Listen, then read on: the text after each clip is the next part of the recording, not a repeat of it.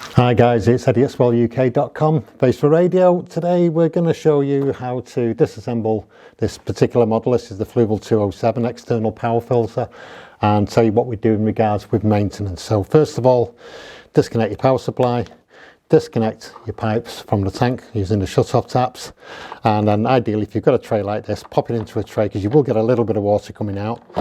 Disengage the pump head from the body. Most are quite similar, but there are variations.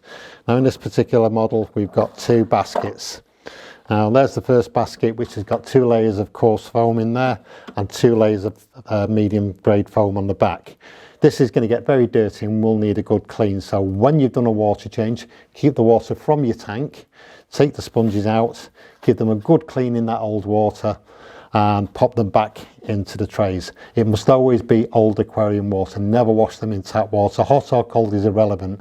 Always wash them in old aquarium water. So once those are clean, they can drop back in. We've then got the second compartment, which has got different media in there. That lifts out of the basket.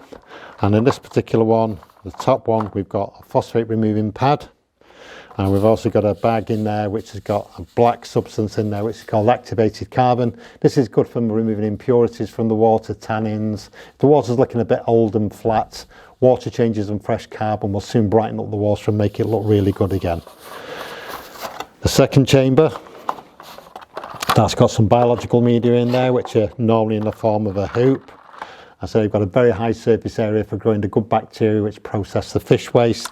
And then underneath that one, we've got a very fine filter pad there for a final polish on the water, with yet another foam under there. So those will need replacing probably every time you clean the filter.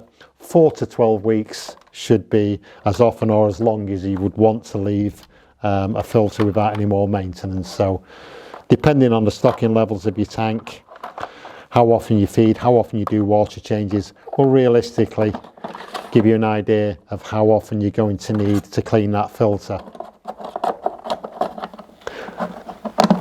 Once that's all assembled, make sure the canister's got no water in there. The reason being, you will get an airlock if you leave some water in there when you come to reconnect it back to the tank. If there's air trapped water in there and air trapped inside there, the airlock will prevent the filter from working properly.